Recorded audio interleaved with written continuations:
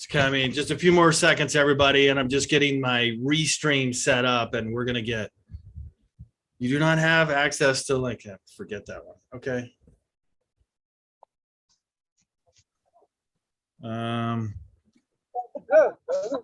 Okay, I've only got one live stream, so we're gonna get started here, and I'm gonna also record this on the cloud, just to let you know, because there are a lot of people ask, from some other time zone, they just can't make 9 a.m. So here we go, screen share. So welcome everybody. Now everybody could see the screen. Let me know how to create deal flow, find motivated sellers on LinkedIn. Yes. All right, cool. Let's go mute right now for everybody. And if you got anything going on in the background, just keep it mute because, life does happen. I've had my dog walk in on me one time. I've got 2 teenagers. They always seem to need something. So let's try to go mute. Here we go. Restarting due to microphone and video, please. Okay. All right. So I'm going to give CD, who asked me very politely to just wait a few minutes because he has to restart his video. So we've got 16 people and we're going to get going. CD, let me know when you're ready to go. Are you there? Azaka is there. Okay. Here we go.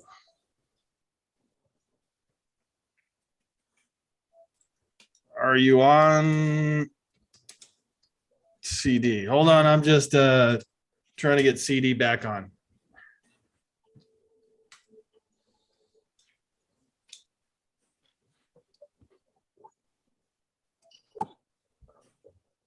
Okay.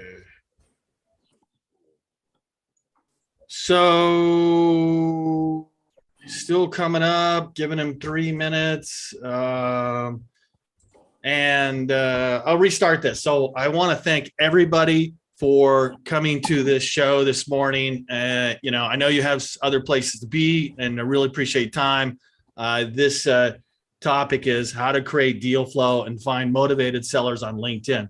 So I'm just going to jump in here. I think CD's back on. I hope he is. He's not going to miss a big lot, but I need to get started for everybody else. So here we go. So I want you to pay careful attention today.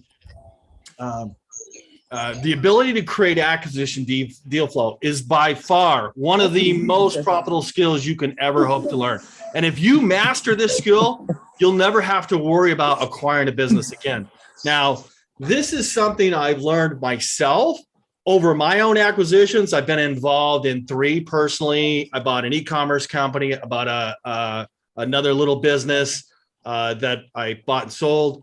There's CD right there. I bought an e-commerce company called it was Perfect Hearing Aids. We sold hearing aids, and then I built it. It almost died. Rebuilt it, and then sold it on Empire Flippers. But this is just a skill you want to learn. The ability to create good deal flow and find motivated sellers, because that's the key. That keyword right there is rare. And if you acquire this skill, you can virtually write your own ticket. And I'm not only talking about yourself, but if you're working for somebody else that's seeking to grow a business and they have money to pay you. So, but in the same turn, creating deal flow can be intimidating. And a lot of people have this, there's a lot of coaches out there. They'll say, hey, you can acquire the business, no money out of pocket, no money down. But I want to kind of just set your expectations. Actually acquiring a business is a difficult process because there's a lot of moving parts in it. It's finding great deals.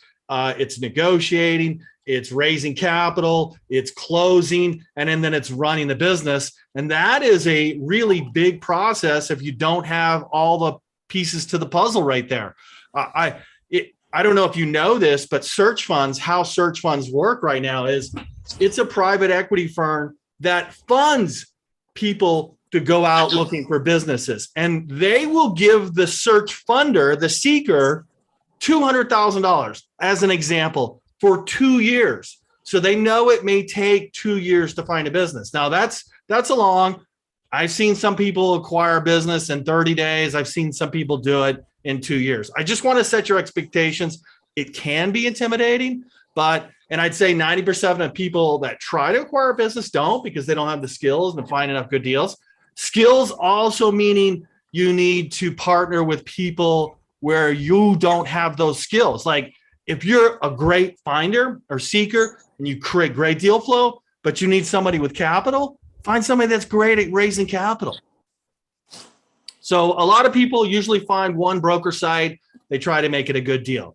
The good news is you really can learn how to create deal flow for yourself if you've got like a good heart and soul yourself to willing to offer the same deal flows that I use, take the mystery out of it. So here we go. What you're doing today is exactly what somebody making $200,000, $300,000 a year sitting in a private equity firm. You identify a pool of target companies, you contact each target, you schedule and participate Zoom calls. Well, sorry, I had to admit somebody in.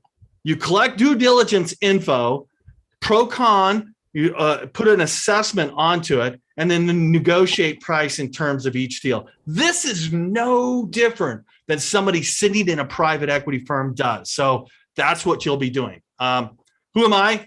John Stoddard. I've actually been using LinkedIn since 2007, got 18,000 followers. CEO of Stack Acquisitions. We acquire exceptional companies, we'd like to say. That's how I reach out to people. I'm also the host of the M&A Entrepreneurs Podcast. I love interviewing people that have done more than I have. That's how I learn. I used to run a company called Investor Acquisition Advisors. We raised capital for crowdfunding, Reg A companies. My partner and I, we did about $100 billion. We still got 3 hours pretty much. Can you please put yourself on mute back there? Thank you. Did you work yesterday? One of the companies I helped was Novo Integrated Sciences. We helped them with acquisitions.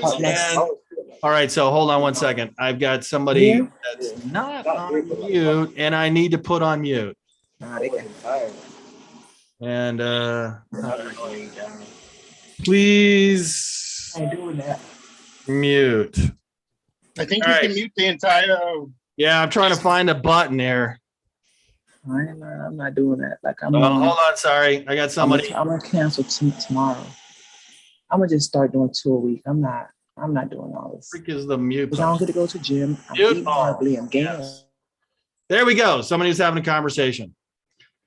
All right. So Century Hearing Aids, I bought that. I actually bought that from a broker about 10 years ago. I turned it around. It was kind of a distressed situation. I probably didn't do enough due diligence on it and probably overpaid. I did a lot of the wrong things. That's why I won't buy on broker sites again, unless it's a great deal and the broker is working. I rebuilt that, sold that on Empire Flippers. I bought a business course that was really profitable for a while, but I had to shut it down after 6 months because, kind of like Google, Yahoo changed their ad policy 6 months into owning it, and boom, had to shut it down. I was the co-founder of TurboSquid. It's a marketplace for 3D assets. We raised some capital from Intel, Advantage Capital, and that was actually sold to Shutterstock many, many years later. I do have a degree from Northern Arizona University, and that was paid for by going to United States Air Force, where I got a ride in F4. So my very first acquisition when I was in a teen, I grew up in a small town. I bought a calf at an auction for $90 and I sold it for $1,000. So that was my first acquisition, and I kind of fell in love with it. So let's talk about some other outbound methods.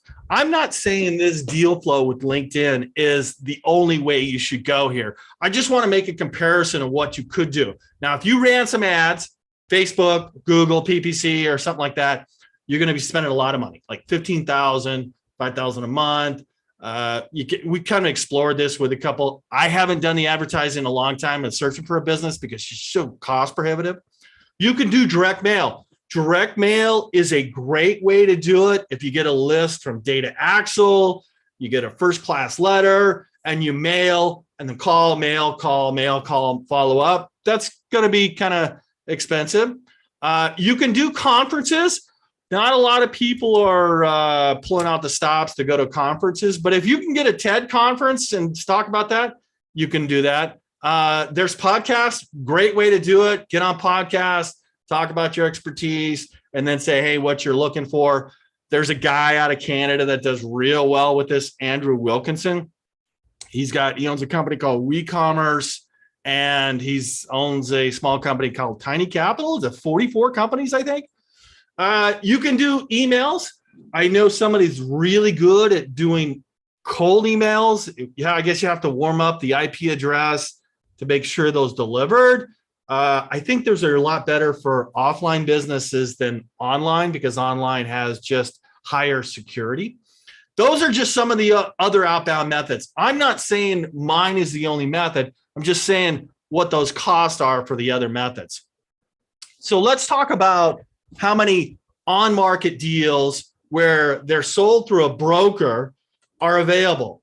And I just put some numbers here together. Here's all the websites that I found. Now, there's probably some more out there, but let's say there's about 30 of those.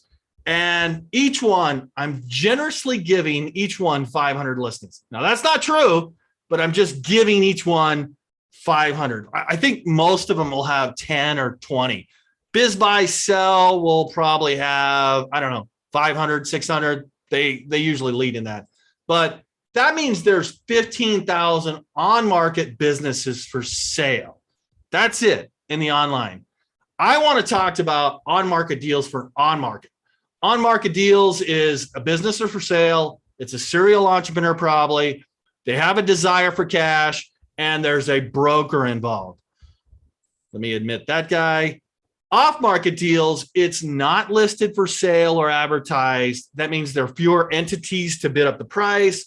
There's more time for due diligence, and there's a greater likelihood that the seller will entertain your creative financing offer. Does everybody know what I mean, creative financing? That usually means what I'm talking about is, hey, would you take a smaller down for seller financing? Or that's kind of a creative deal versus going out and getting a SBA loan for 90% of the business. All right, so most off-market deals have these characteristics. They're exhausted. It's the top reason a business is sold and then required to change ownership. They're stagnated. The owner feels he has taken the business as far as they can. They're just tapped out. Or, unfortunately, they have a lifestyle change. Owners themselves, they get sick, they get cancer, they die, they got to turn it over to the family. Now, this is usually an unfortunate situation, but it does happen very frequently.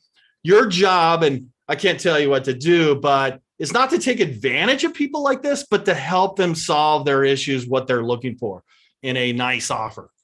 All right, so here's why you're here is talk about LinkedIn. LinkedIn has 800 million members. 40% of LinkedIn users change their job or company every 4 years. 4 out of 5 people on LinkedIn drive business decisions. There's 58 million companies here on LinkedIn. And now you can go on Sales Navigator and you say, hey, I want to do a search for how many businesses between 1 and 20 million in revenue. There's 770,000. Well, that's an error. So take that out. There's 770,000 businesses with 1 to 20 million. There's plenty of them. I mean, if you went through 5,000 businesses, line it up and just say, hey, are you for sale? Hey, are you for sale? You're going to find one. So that's why LinkedIn. Now, how does the deal flow equation work out on LinkedIn? This is where John Stoddard comes in, where he spends an inordinate amount of time and figure out what works, what does not work, and what gets me to have appointments on my calendar where I can call them. Then I say, hey, are you interested in selling your business? I do the due diligence. I ask them, like, what are you going to do after you retire? And that's deal flow, having conversations with seller. So it's based on an equation where deal flow comes from, how we get deal flow, and how we increase that deal flow. So let's get into it right here. Here's the equation. There's positioning, there's promotion plus the process equals deal flow. That's what puts appointments in your calendar. So this brings me to a very crucial point. If you're going to acquire a business, the first thing you need to do is you're going to have to learn how to position yourself as a serious buyer. And a serious buyer is you take yourself seriously. You look like you have the cachet. You look like you have the cash. You look like you have the financing. You look like you've done it before. And as we know, in today's world, people are really great about this. The people at the top, hold on, let me admit Ryan. It's about creating intrinsic value or social capital. That's what you're worth, and that's what you want your market to think about you on LinkedIn. And you know what? Because it's a social media platform and you create it, you can define what you want it to be. It's also where you say, I'm going to stake my claim here. I'm going to plant my flag in the marketplace. You know, I'm this person. This is what I stand for. This is my superpower. This is where I stand against. This is where you say, hey, I'm great at niching. I had one of my customers for Deal Flow System actually said, hey, I'm only going to acquire SAP software installers. Great niche, really big industry, great niche. And the magic is at the top of the celebrity, it's more in demand. It's magnetic to money. It's magnetic to deal flow. And the social capital can be engineered on LinkedIn out of thin air. And I'm going to show you how to do that.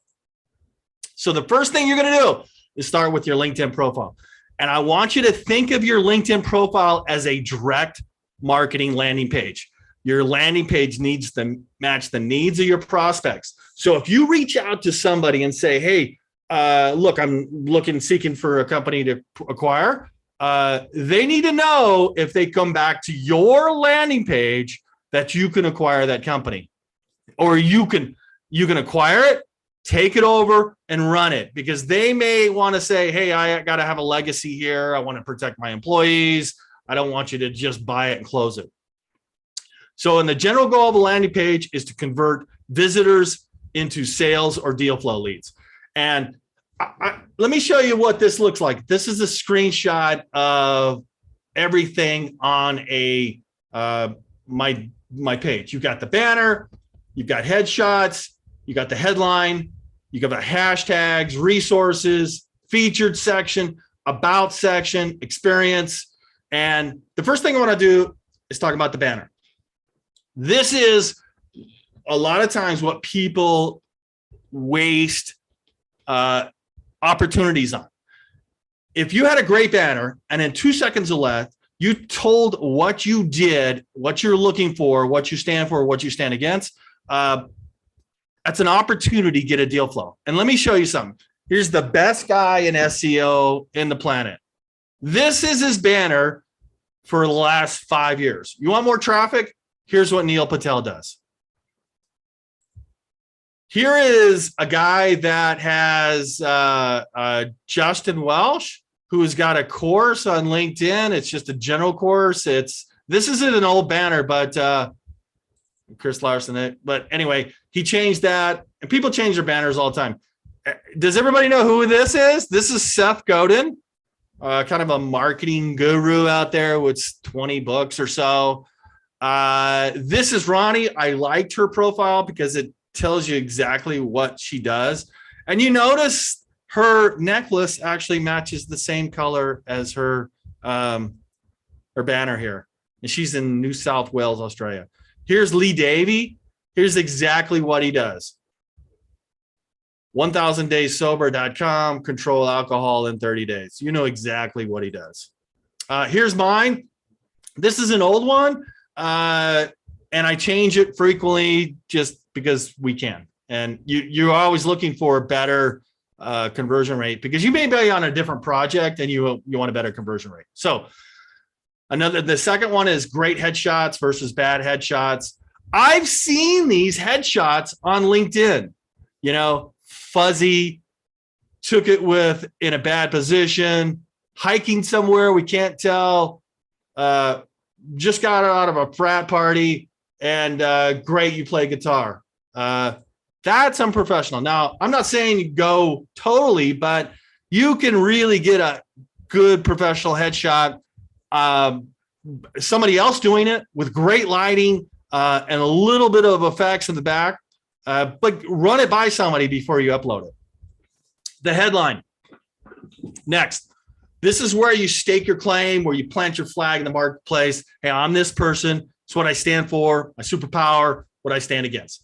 It also helps you in search. So if you see right here, John Stoddard, I'm an investor. So if somebody's typing into LinkedIn, I go, I'm looking for investors, I'm going to come up in their search. And a lot of times I have conversations. I mean, when you're having conversations, that is action and activity. If you don't have the right keywords there, they're just not going to find you. Here's Roland Fraser. I took a course from him. I help founders grow and exit. He's an investor and business mentor. Here's Carl Allen. Here's another guy that helps people buy businesses. He's an investor, deal maker, Wealth Society. Nick Bradley, he's into private equity out of the UK. He's actually moving to Florida. He helps mature businesses grow a lot faster through acquisitions. You can see it. He's a podcast host. He's an investor, M&A entrepreneur. Michael Beroslavsky. I did an interview with him. He's in Thailand.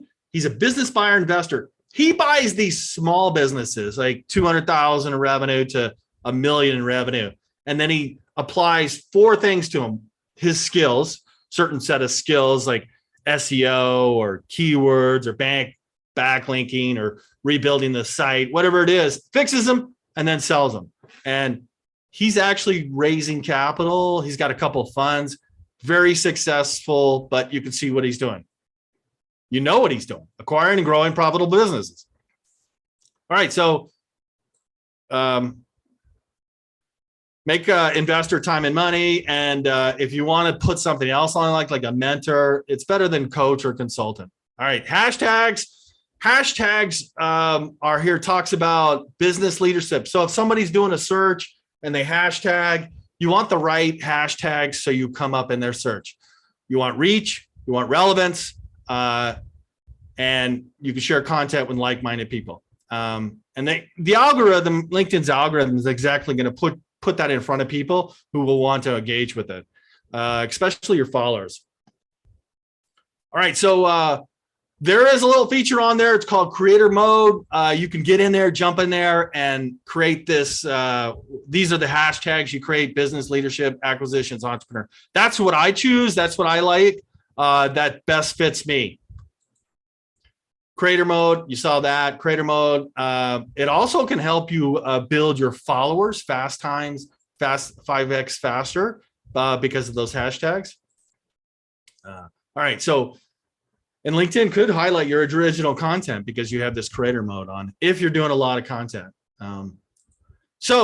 Featured showcase. There's three sections down there. You can add about 5.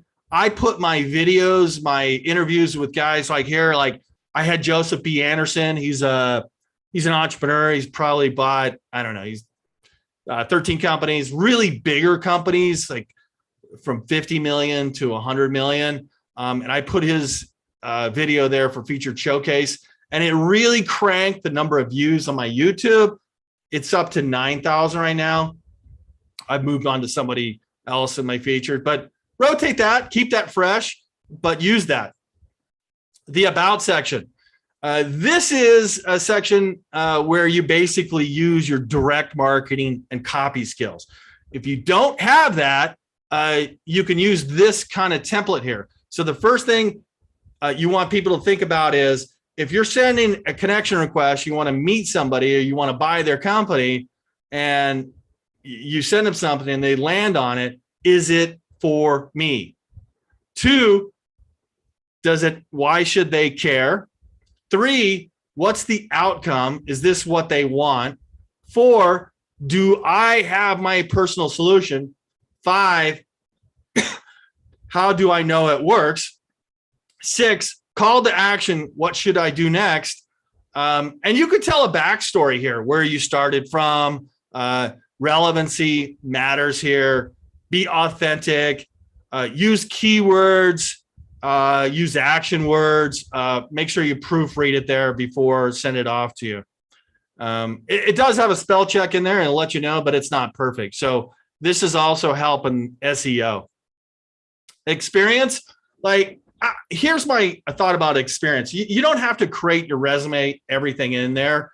I don't think we're doing that anymore where it's perfect. You have to send a resume. Just feature your best, what you want to present to people, stack acquisitions. I've actually changed this since then because I wanted to add top M&A entrepreneurs, my podcast. Because to me, that right now, that's the tip of the spear to find deal flow. So again, relevancy matters, authenticity, keywords, action words in here, proofread it. Make sure you proofread it before you send it out. All right, so let's go on the next one. Oh, so I got a couple questions. Not me, Azaka. All right, so all right, promotion, which is the second part of the equation, plus promotion. A promotion is where you're pre-framing. This is what content people see that creates a level of trust.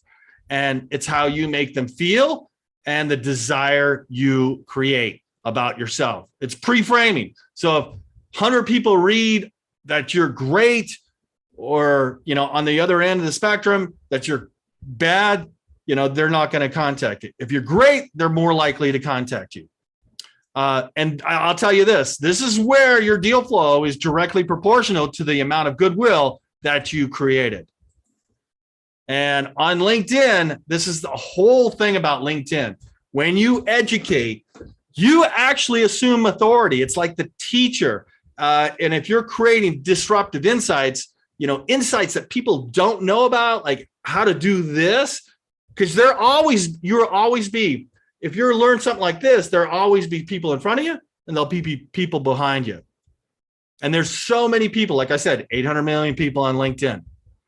There could be another 500,000 people behind you want to learn and know what you know. And when you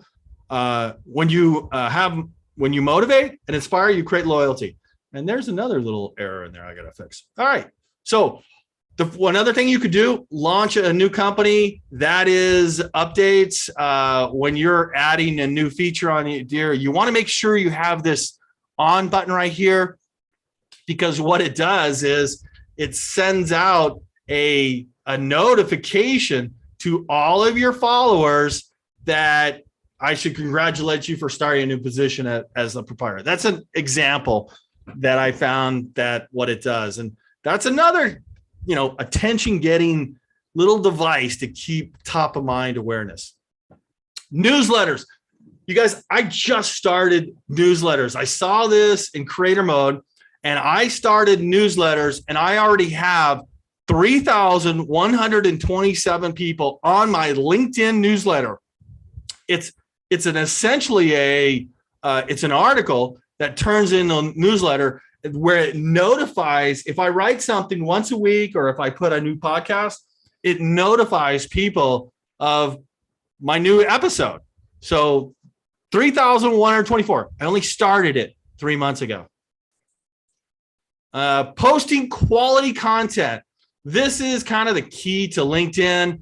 I have a whole list of types of content you want to post here, but I'm going to go really fast through this, and just pick out short, pithy stories, failures, mistakes, lessons, share something you recently studied or attended, myths, reality, problems, and outcomes. People really love that. If you saw somebody build a company and where they failed, what didn't work, what worked, and then they finally prevailed and built the company. I love stories like that. Educate, motivate, inspire, transformational outcomes, be vulnerable, be authentic, ask for readers' opinions, because you want to get them to like, comment, and get some juice behind that post. I don't like the graphics so much where somebody takes a graphic of their Twitter post. It works for some people. Some people it doesn't. So remember, these take give and take laws. Your deal flow is directly proportional to the amount of goodwill you create. Help is actually the digital currency on LinkedIn. When you help others, you actually help yourself. So I love doing the podcast because, if I talk to a guy that's bought 30 companies for hundreds of $1 million, I'm learning and I'm sharing. I love doing that. Creating content, a little bit more deeper dive. And I want to say this about creating content. Don't worry about that. Just put it out, because creating content on LinkedIn is like a cat with a roll of toilet paper. I mean, if they hit it real hard, that little post, that little square is gone. Nobody's going to see it. You could probably post the same thing 6 times a week and you're not going to have the same person comment and see it on it. There's just so many people on LinkedIn. And the more followers and connections you have, the more content you probably should be creating. All right. So there is a key to getting more people to like and comment. You got to have a trigger headline. You got to be creative with the layout. You see all these people like write something here, a couple spaces, write something here, a couple spaces right there. Longer posts do actually better. Tag people to spark a conversation. It's like putting money in a tip jar.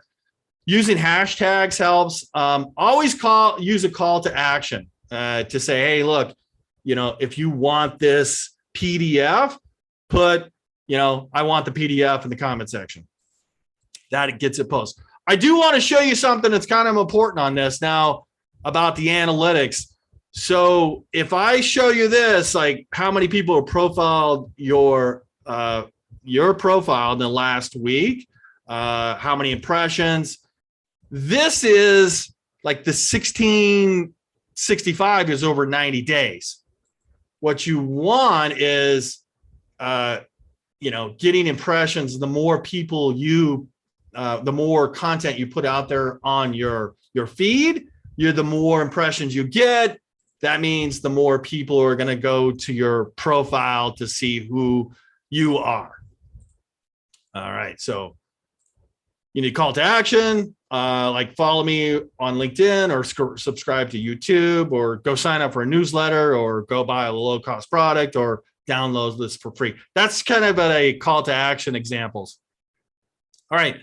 Follow, like, comment on people you want to connect with. Now, if you're wanting to get an interview, like Joseph Anderson, I wanted to get an interview with him because he was in Vietnam. He's kind of a war hero, and all the men that he served under him came back, and then he started buying companies, and just somebody I wanted to get in contact with for probably 20 years, and then I just made this connection, but it took a while. Kent Clothier's another guy that I met through another guy. He said, oh my God, he's buying all kinds of company in real estate.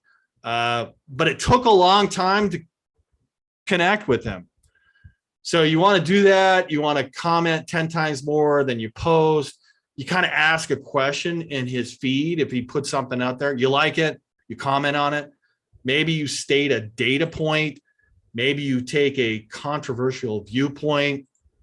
Don't write nonsense answers like, hey, I agree, great post. That doesn't go anywhere. All right. So, and the reason you're going to do this is the person you're following will be notified in his notifications that you personally liked or commented on his post. And if you keep doing it over a period of time, they're going to connect with you if you reach out.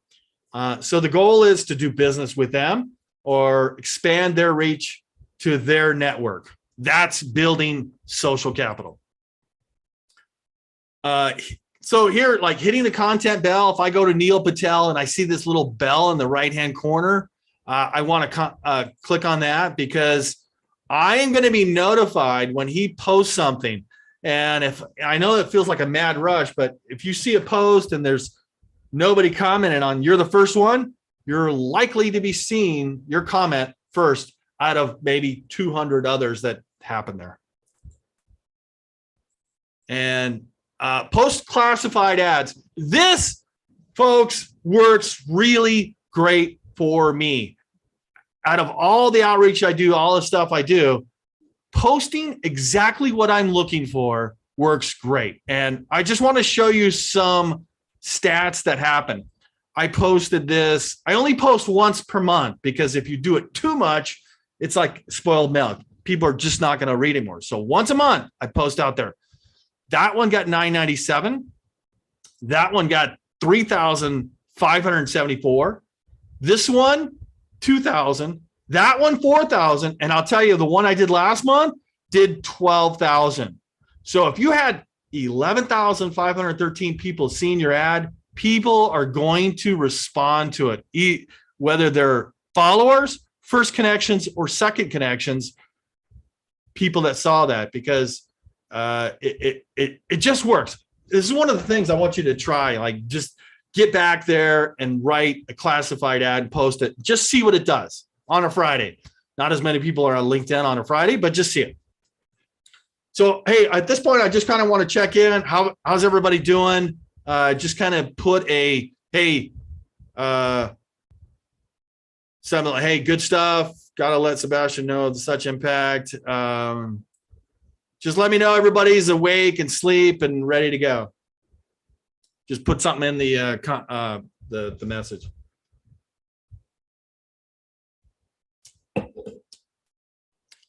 If not, we'll just get going. Good stuff. All right. CD Parker. All right, great. Here we go. Let's go to the next one.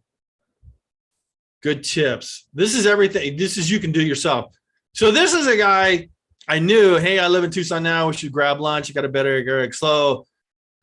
Eric and I, he's got a software company doing $2 million a year. It's, lumpy profits, but we had a conversation. We kind of made an offer for it. We decided to rescind the offer. I'm just saying it happens. That's deal flow. You can network in groups. There's a lot of groups out there. Now, whatever industry you're in, let's say if you're going to get in the HR industry and you want to be HR companies, there's a lot of groups out there that are specifically targeted to human resources. You could join those groups and you could network with people inside there, and you could also make posts in the group.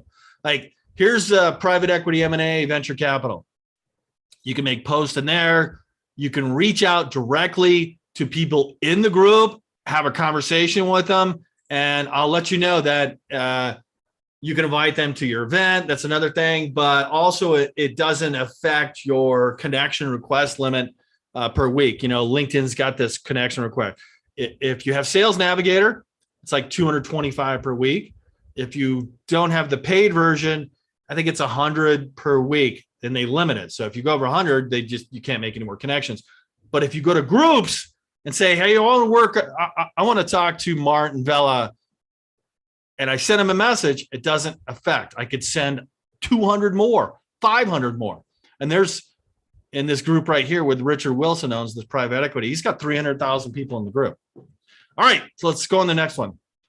You can create a LinkedIn event, webinar, tell people what you're doing, tell people what you're working on, teach people something. Here's an example. I've done 4 or 5 of these webinars.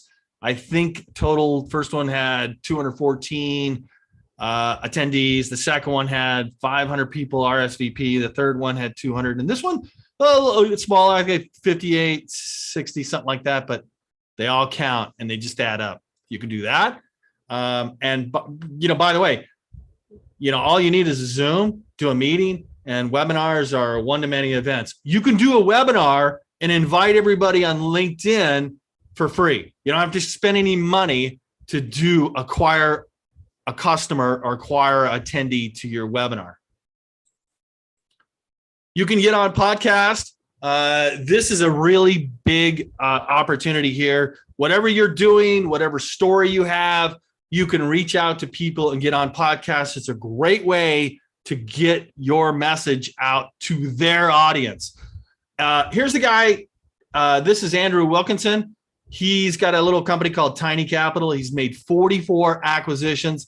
He said, and I saw him on a podcast, he said, getting on podcasts, somebody else's podcast, is a really great way to get deal flow because I get to tell my story. People like, they want to sell out to somebody and they contact me on LinkedIn or Twitter.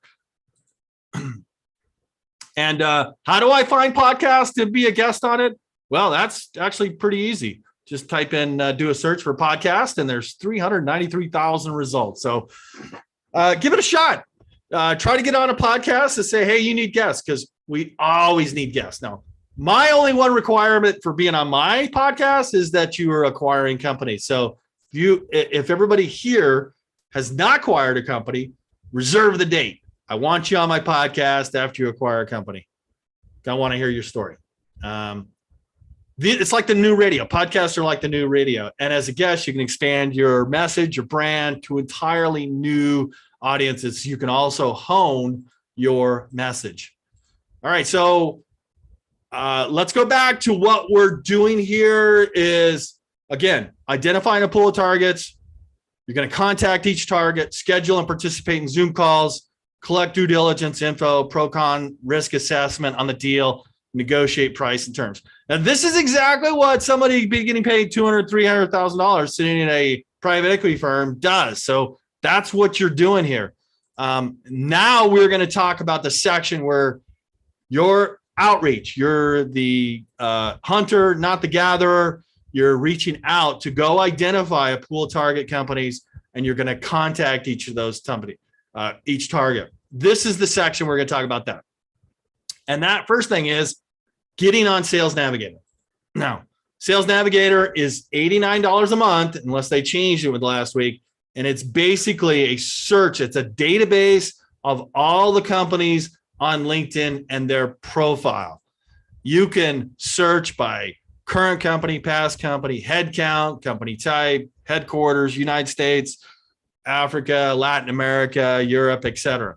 Function, job titles, seniority level, years at company.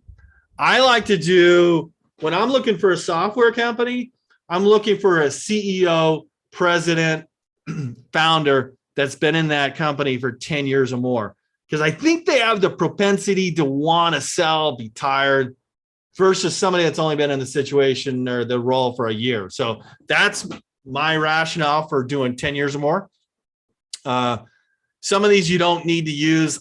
You don't need a connection of, unless you're trying to get an introduction.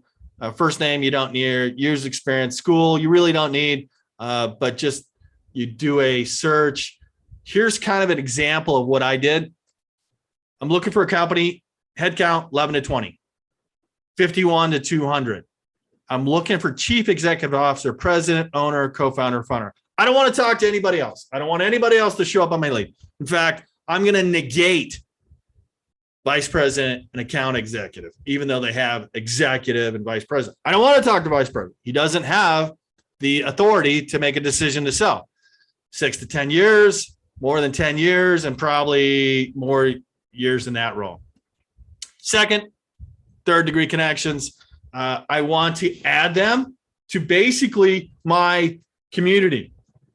I want to connect with them.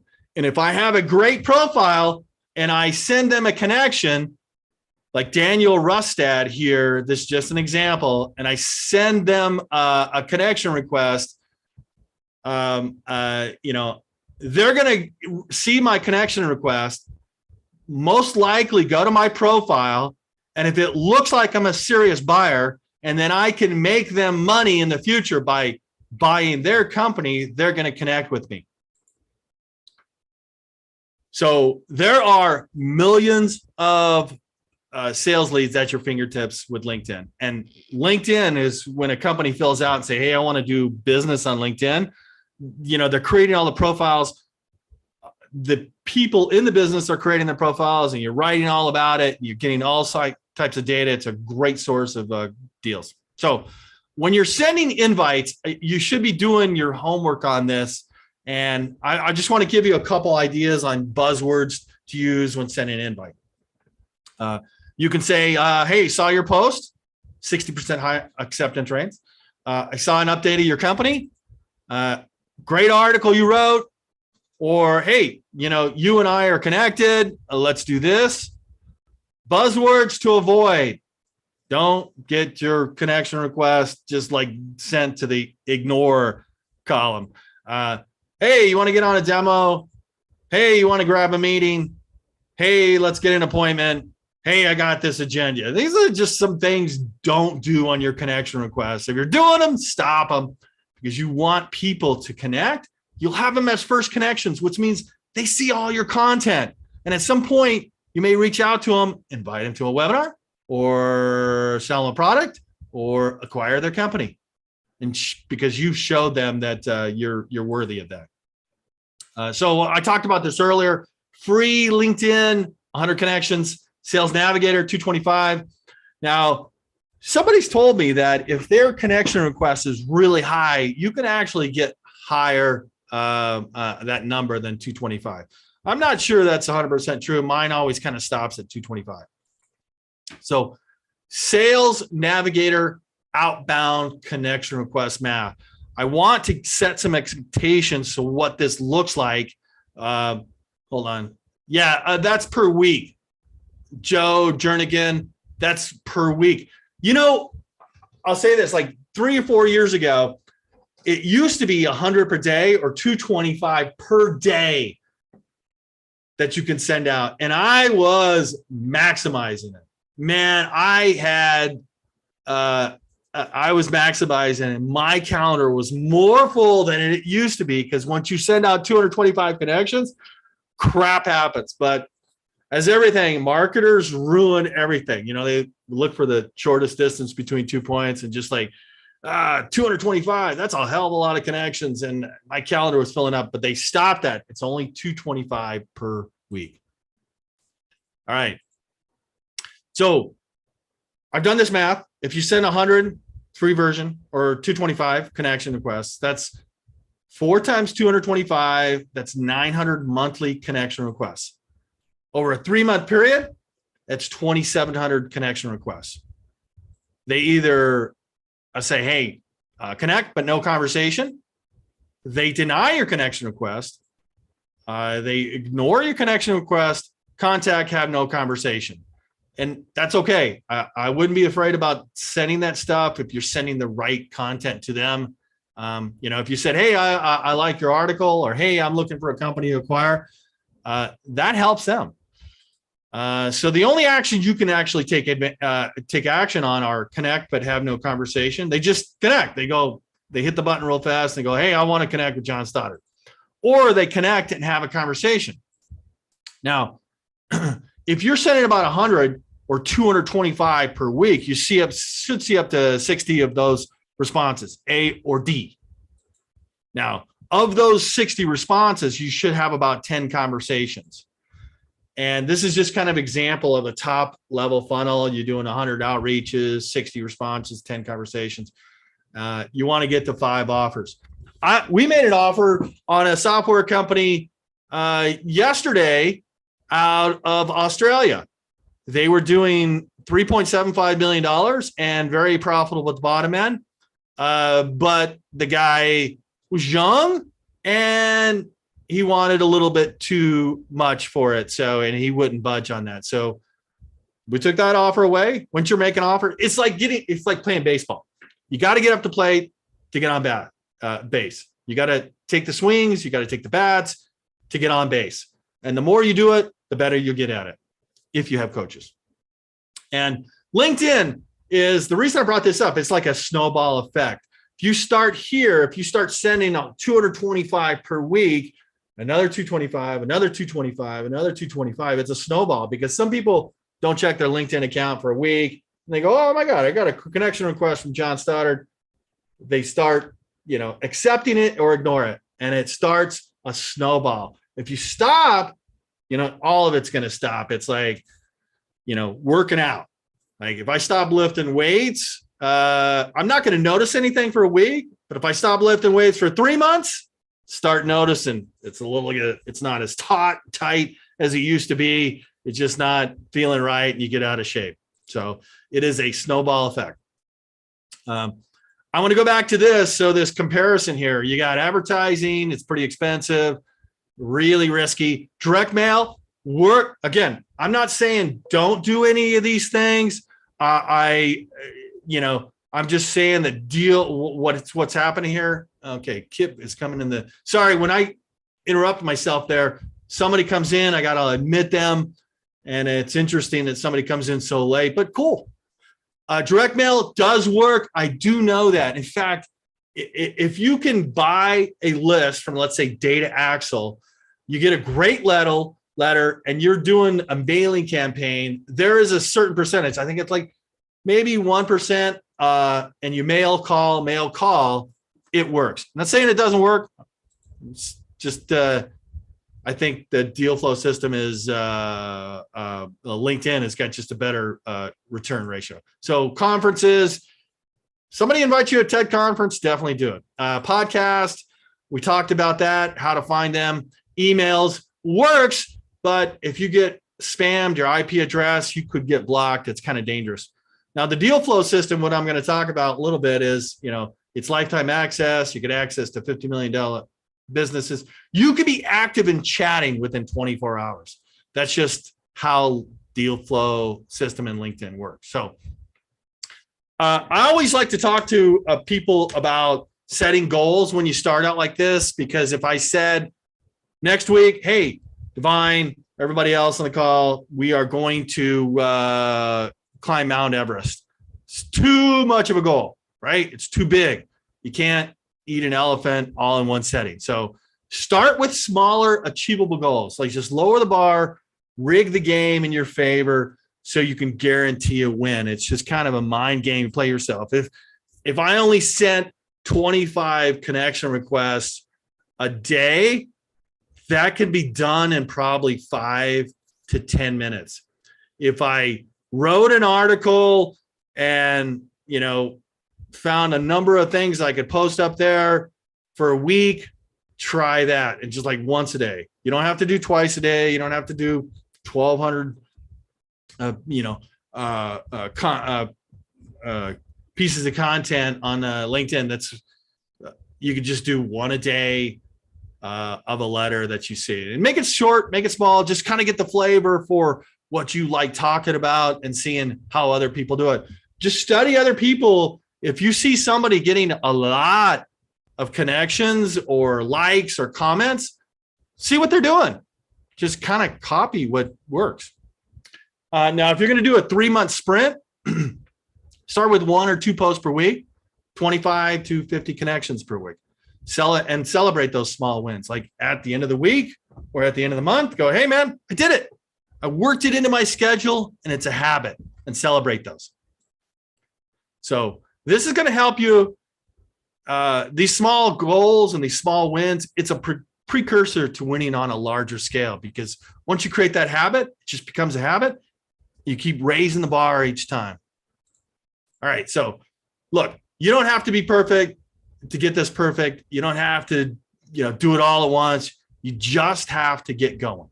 Now, that's where I want to talk about that. Now, you could take everything I've talked about, learned here.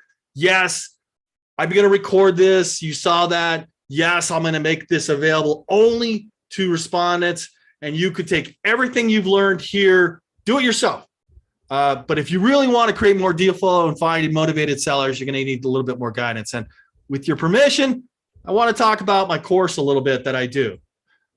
It's called Deal Flow System.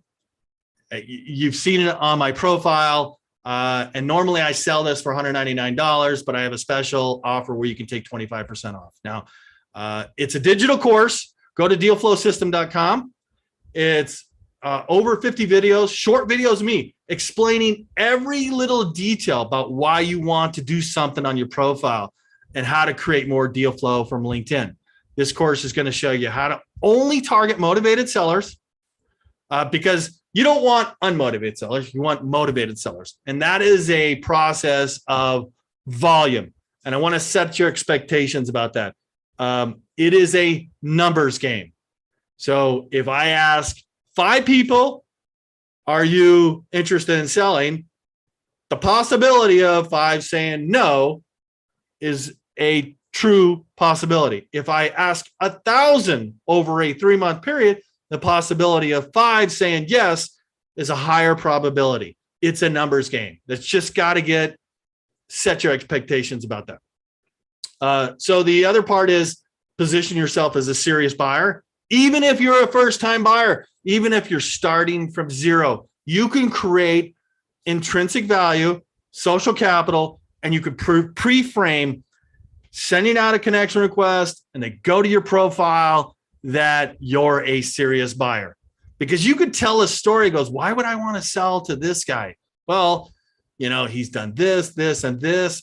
And that seller may connect with you where he doesn't connect with somebody else. That's why you want to position yourself and frame yourself. How to maximize your LinkedIn to create unlimited motivated seller leads.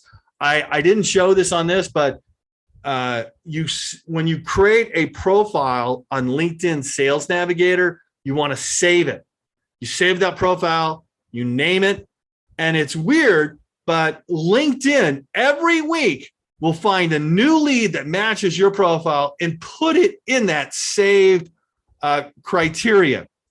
So every week you come back, it goes like, why did LinkedIn do that? I don't know. I don't know why they just didn't give you all the leads that meet that profile, but they go out and they find somebody new, they put it in there. So it's nearly unlimited leads. And by the way, you want to create a number of those profiles. Let's say if I'm looking for IT companies, save that. Let's say if I want SaaS companies, save that. Say if I want HR software companies, save that. LinkedIn's going to put new leads in there. How to get your motivated seller onto the first Zoom call. This is really important because you can do this all day, but if you're not getting to that Zoom call, nothing's going to happen. You got to get to that Zoom call. What questions to ask a motivated seller to uncover the gold? This is really important because you've got to be able to ask that motivated seller if they are, why they're selling, what are they going to do if they do sell, what they're asking for it, because you want to qualify, disqualify them, get to the next one that's actually motivated and, has a reasonable size person. Like this guy I asked yesterday for this custom development company, he was actually came back and looked for, hey, we're looking for 1.2 to 1.3 of sales. Well, your EBITDA average over the last 3 years is just an example, $300,000. So we are not going to buy based upon, some sandcastles in the sky, what you think it will be, or what's at the top line, because EBITDA, that's what pays the bills. That's what we eat. So you want to get that as fast as possible. You want to ask for the financials. Look, I can't make any decision. I can't make any offer until I see the financials. It's exactly what Warren Buffett does. Sends a letter. Hey, I'm interested in your company. Can you send your financials? They send financials. He makes an offer. You got to have those.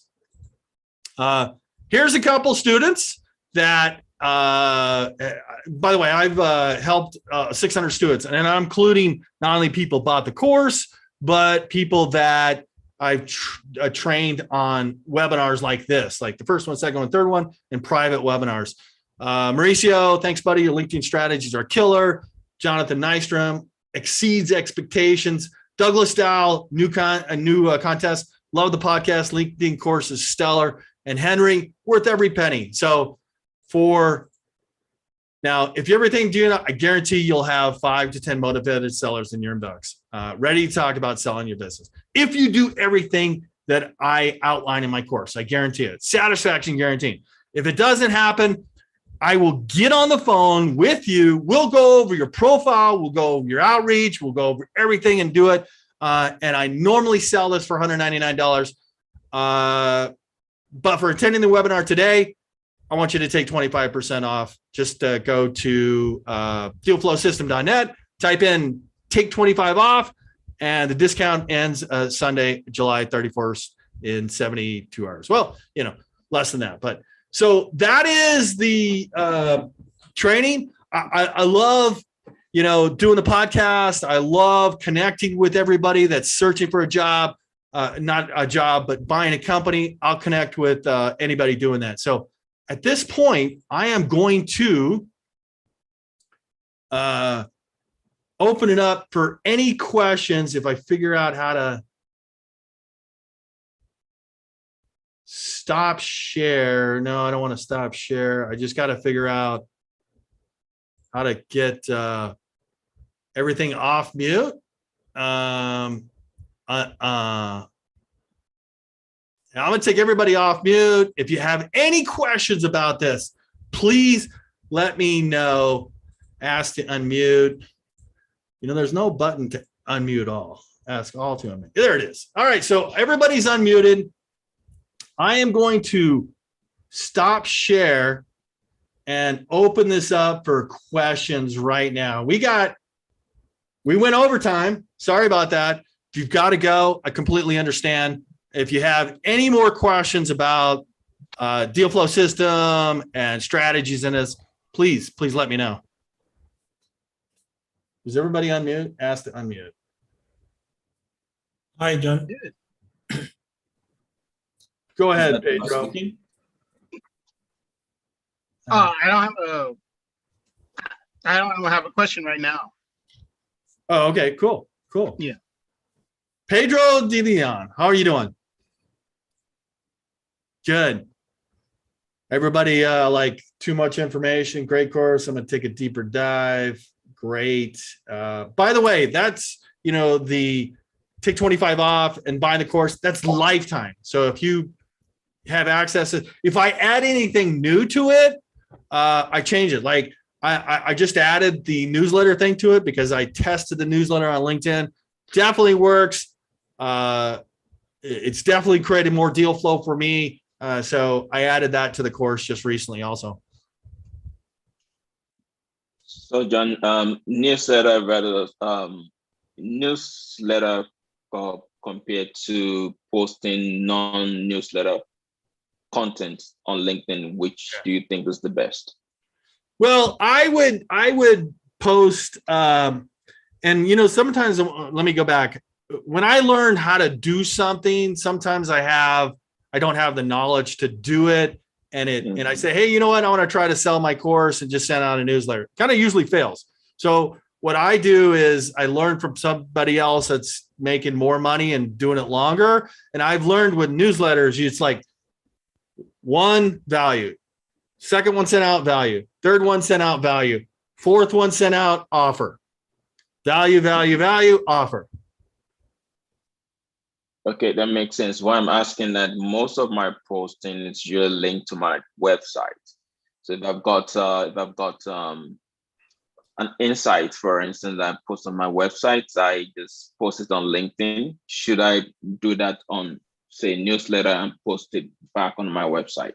Yeah, LinkedIn really doesn't want you leaving LinkedIn. So if you're putting a address in the post, LinkedIn is not going to push that in front of people. It's going to actually punish you. Okay. So take the link out. You could put the link in the comment section. But if you do have a newsletter you want people to see, push them over to the article or newsletter. Great. Use a LinkedIn link. Okay. Thanks.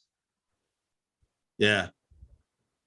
Who else has questions? And I don't know if you got to go. I'm here. Like I'm not, my appointment for 11 o'clock canceled today.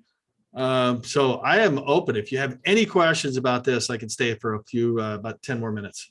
Hey, John, this is Henry Liu from MBS Cap. So question for, it's great. It's a great webinar. Thank you so much. And we are also connected through LinkedIn already. Good. A question for you, John. From your experience, when you're looking for a deal in the LinkedIn community, what would be the range of deal size usually you see? Certainly there are many, kind of the big spectrum, but what is the kind of business owners that usually it's like a $20 million US consideration, or it's going to be 200 million, or it's going to be $5 million US? Just give me an idea. Yeah, we look for something 2 million in revenue and to 20 million. So the 0 to 2 is usually kind of a startup stage. You'll see that they don't have their processes in place. They're usually they're probably not profitable or very lumpy. It just haven't worked out, the product market fit and cost of acquisition of customers. Now, if you're getting to 2 to 20 and the company's 5 to 10 years old, you're in a good spot where they they got their processes in place. They got management in place. They know their cost of acquisition for a customer. They have a system in place. And the reason you stay below the $20 million is that's where above that is where private equity pokes their nose and goes, hey, we can make this offer and we'll buy the company with this X amount of cash, and it happens fast. So, anything below that, for them, it doesn't move the needle if they acquire them, because usually a $5 million company with 500,000 EBITDA, it just doesn't move the needle for them. Yeah. Does that make sense? Does that help? Okay, yeah, thank you. Another question is that how many of your deal, I understand this more like at the kind of micro cap kind of end of the transaction size, and more like a family owned business, but how many of those leads you are going into kind of a diligence actually end up they are actually kind of a broker or advisor mediated kind of deal? Do you see a lot of those actually they hire their bankers, or I think at the end of the process, both sides may at least engage some kind of MA lawyers. But for the size you described, do you see they actually hire kind of financial advisors to help them to do the process or negotiate a deal? Yeah, I want to tell you this right now, because technically we've had 2 quarters of negative GDP growth. That is a recession. It is becoming a buyer's market. That also means that the valuations are coming down again, right? And a lot of these people said, oh, you know what? I'm going to hire a broker dealer because I can get 5X or 7X or 10X for my company. That's not true anymore. This is a buyer's market where you can reach out to a deal, an off market, and have a reasonable conversation with people. Because it may be how long does it take to recover from a recession? Well, I can guarantee you at least 2 to 3 more years, with the current administration, that's what it's going to look like. It is a buyer's market. Great, thank you. Let's change the administration then. Yeah. I've already seen this with multiples right now, because I had a commerce with an e-commerce company who thought it was like a 7X, and no, you're in a 2 to 4. Right. Okay. Good point. Thanks. John, you get offers from, say, brick and mortars, laundromat stores, anything like that? Yeah, there's somebody I follow, I like, and I've known for a while, Cody Sanchez. She's really great at that, buying those boring off those deals like the brick and mortar. That's not something what I like to do, because I've been in software most of life. There is a company here, and I'll tell you the story. I saw them on a broker site. I checked it out, and they were asking too much for it. I waited 6 months. They fell off the broker contract. I reached out to them, and now they want to sell. And it's a really cool business. It's doing 1.5 million. They install these big umbrellas here in Arizona, and it's very profitable. But I'd have to go into that office every day. I'm buying myself a job. For some people, that's right. It's not exactly what I want to do. I kind of more want to be like Byron Allen or a Warren Buffett, and work above the business and make acquisitions. Okay. Got it. Thanks. Yeah. You gotta, that's one of the questions I ask on the very first interview is like, the number 2 position taken over. Do you, the number 2 position, can he handle, like, if he took over, if I made him president? Because I didn't really want to buy myself a job. Who's the name of the person again, please? The person that does a lot of the laundromats. Yeah, brick and mortar. Yeah. That's Cody Sanchez. Cody Sanchez. Yeah, she's hot. She has created. I tell you what, I'm a little mini her, because she's created such a great profile on social media, LinkedIn, YouTube, and all the stuff she does. Is like deal flow comes for her. I just saw an interview she did with somebody. She says like, yeah, no, we don't really have to reach out to anybody anymore. Deal flow comes to me. So she doesn't have any rates on. So thank you. I've got this. Does this course have scripts for closing? Yes, it does. Is it possible to buy USA business for 100% while living in the UK? I read non-US residents can only own 50%. No, I think you can buy a business in the United States and own 100%. I mean, Americans are, if you put money in front of them, they're going to take it. I would just say, Sony, I had a story where I was trying to buy a course business on Udemy. You guys heard of Udemy? UDEMY. They sell courses right there. Yes. There was a guy, Rob Percival, owns a software courses business, and it had 1 million sales of it at the time when I was trying to buy it. And I was here, he was in the UK, and it's really profitable. I mean, he's doing almost 2 million a year with 90% margin, because Udemy was responsible for all the traffic. And I thought it was a great cash flow business. He agreed on the multiple, brought an investor in, tried to buy a business in the UK, couldn't get that because nobody wanted to send money from the United States to go into a UK bank. I had to find another investor. He was an Irish guy, willing to put up the money. He did put up the money, put $7 million in account, and we had to prove that. We showed that. And then I signed the LOI, moved to the next step, got them on their phone call for a second, third time. And my investors started pissing on the guy's couch, saying he didn't like this, didn't like that, didn't like this. And it just blew up. And I was like pissed, like, man, you signed the LOI. This is not okay to say you don't like this. Okay. It's not going to be a scalable $100 million business. $2 million business with 97% margins, because all he has to do is write a course. And he wasn't writing the courses anymore. He was having all these other people come to him and say, hey, can I sell my course through that gravity you've created? And that blew up. That was a deal that, I flew to London, met my investor, and it was great to visit England, but that can happen. Deals blow up right at the altar. Yeah.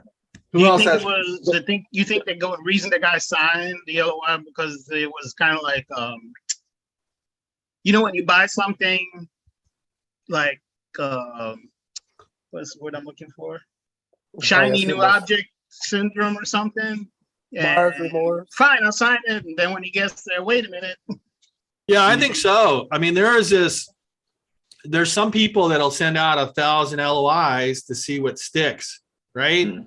But I prefer to have this conversation with the seller. You agreed on a price, you agreed on the terms and conditions, and all these other things, and you're on the Zoom call and you're saying, yeah, this is what I want. Okay, yeah, that's a bullet point. Yeah, that's a bullet point. And yeah, that's a bullet point. Great. We all agree on that, right? Great. And then you put that in the LOI and you send it. You have a pre-LOI agreement, what the points are. I don't know if the guy even looked at the LOI and signed it. I mean, yeah, he was worth $170 million, but man, that's the wrong time to start pissing on the other guy's couch. Okay, when you look at the financials of maybe 3-year financial, and you see 3 years of SDE, does that include what the seller is making? I mean, what he's paying himself? Has he added that back into to get the SDE for you to make a good addition, or that's what the company makes? Yeah. So when you say SDE, seller discretion earnings, usually it's a small company doing 2 million top line and less. Seller discretion earnings means he did not take a salary. That is his salary. So in smaller companies, and you own 100% of the company, you can pretty much do anything you want with the cash flow. You could pay yourself $500,000. You can, expense something like a car or buy a Tesla and you write it off. There's all kinds of things you got to do. And you got to what you're looking for is saying, okay, if I buy the business and I want to take over and run it, I can do everything that he's doing with that, right? I can pay myself $500,000. That's okay. It's your business. You own 100% of it. But if you're going to come in and say, I want somebody else to run it, and this is my first acquisition because I'm going to go acquire something else and something else, you got to make sure that you can hire somebody, let's say $170,000. They do that. And then you have all that cash flow, the add backs, and all of that in consideration, or retained earnings that can pay for it. So you can do another business or go acquire another business. Does that make sense? Yes. Thank you very much. Yeah. John, what's the most creative financing deal that you've ever done? Well, I made a lot of mistakes buying business from broker sites. And I'll tell you that, you're always going to buy with your own money or debt. But if you can get seller financing, I've worked on some deals where we got the majority of it with seller financing. I mean, if you can get somebody and talk to somebody, a seller, and you talk like this, like, wow, I love your business. I'd like to make an offer, but I want to be creative about this and show you something. So if I give you $2 million right now, the tax man's going to take 50% of that. We agreed on that, right? But if I could show you, I'm going to pay you same thing you're making right now, but you can be fishing in your private lake, and you can do everything you want, and you're not working in the business through seller financing. And guess what? If I buy this business with seller financing and I don't do a good job, I can give it back to you after a year. Would you be interested in that kind of deal? Seller financing is really cool because the banks don't consider it as debt. It's equity. Equity. Yeah. Okay. Thank you. Yeah. But the important thing is, can the cash flow from the business support that debt? Right. Yep. So if he's paying $500,000 and it can support it, it can do it. Absolutely. Yeah. And it's also just like tax wise. If you're negotiating with somebody and you see that they try to max out their deductions and expenses with the taxman because they don't like paying taxes, they're a good candidate for seller financing. Yeah. Yeah. You said it again.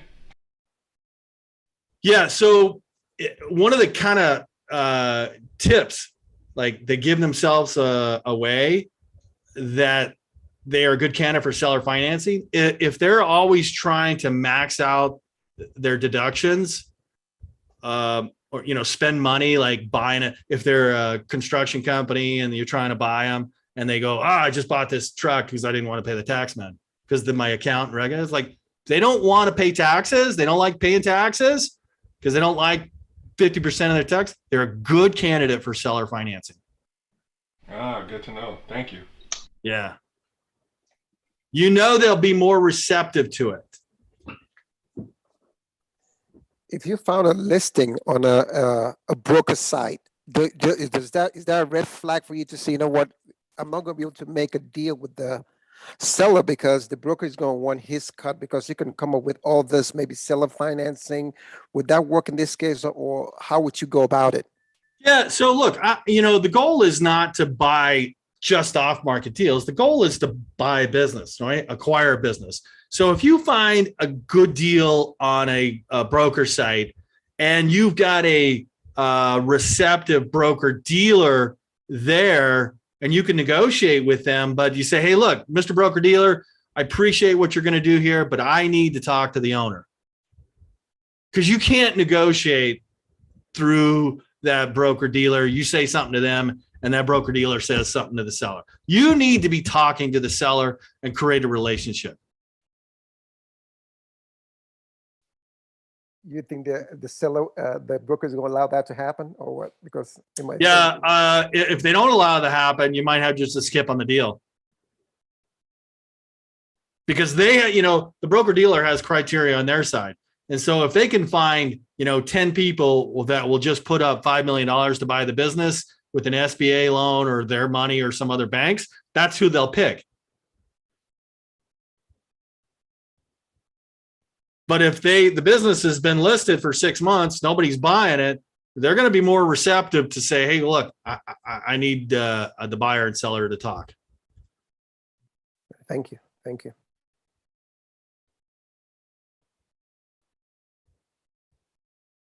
Oh, Parvez, John, here's a question here. John, when you talk about seller financing, are you talking about deferred consideration from future profits of the acquired entity in question?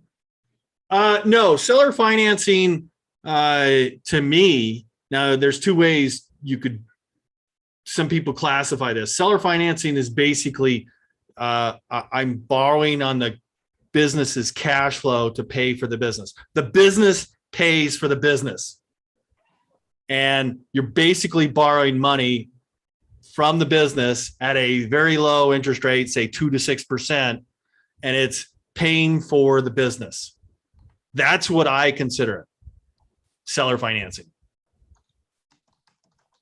Does that make sense, Parvez?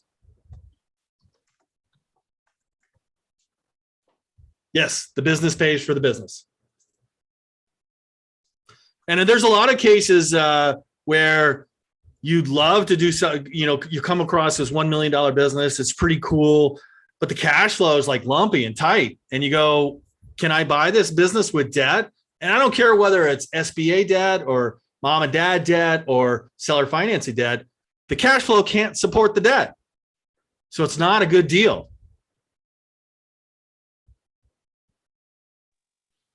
Ryan Horney, how much do you try to seller finance? As much as possible. I mean, if you can get 75%, fantastic. One of my mentors, James, he does 50-50.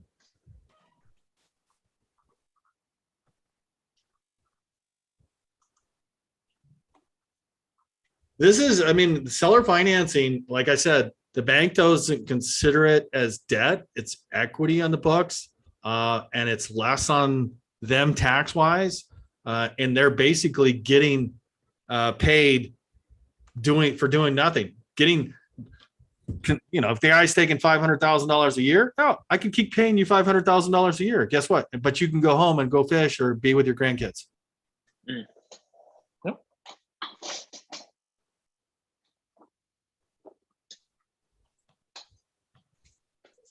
Well, what's the ideal profit margin when doing your business? Again, this is like year after year, you want to see a profit margin as high as possible. The lower the margin, the higher the risk. Because if you do a debt stress test on a business and you say, gosh, well, there's headwinds coming and there's a recession. What if customers pull back and then the business drops by 15% or 35% or 50%? What happens to the business? If the business can't handle the debt payments that you're buying for it, you're going to be crushed. And the business is going to be crushed. So the higher the profit margin, the better. If you got an EBITDA of 20% or 30% or more on that, that's fantastic.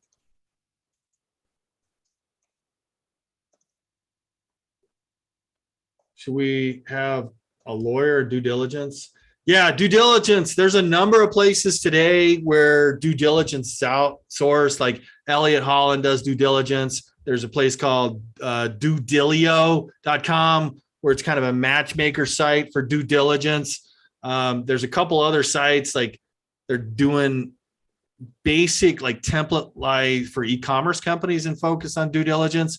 But yeah, having somebody do due diligence is just protecting yourself from buying into a crappy business.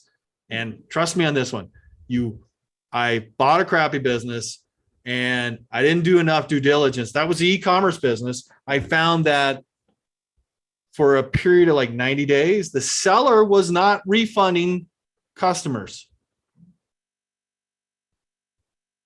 And now those people that bought 3 months ago were, for 60 days, they're having a conversation with the seller. Hey, and the seller's telling them, oh, your refund's coming. I buy the business. The customers are so pissed off. They go to websites and start saying, hey, the business is not being, refunding my money. So I have to refund all that money. And if I just did a little bit more due diligence online, I would have avoided that.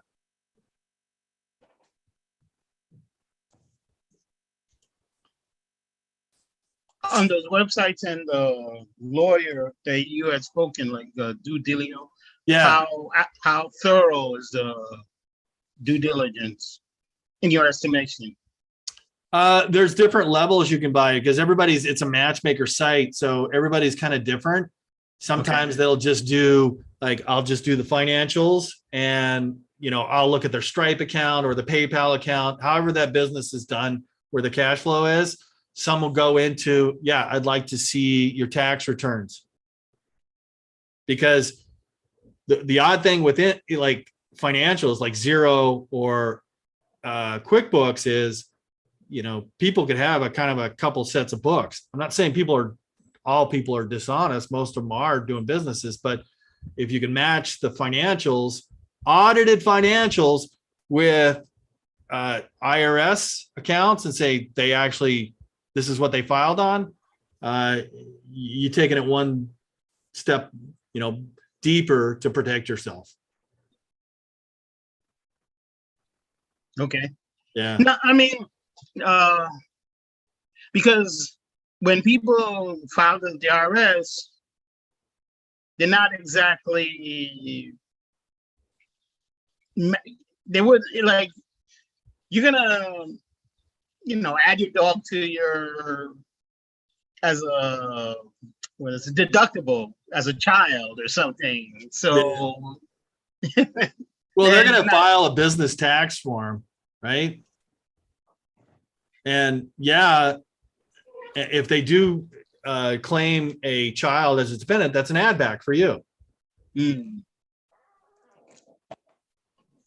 Maybe the 10-year-old came in and folded envelopes or licked envelopes or something, and they gave that child $5,000. That's an add back. Yeah. Cool. What else?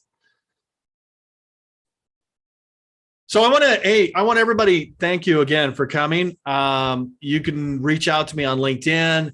If you want to take advantage of Dealflow system, get 25% off, just use take 25 off. That'll get you started. You're in my community. We're talking, we're sharing Dealflow. Feel free to reach out to me. You're welcome. John, thank you. All right, Pedro. Thanks, everybody. Thank you, John. All right, take care. Bye.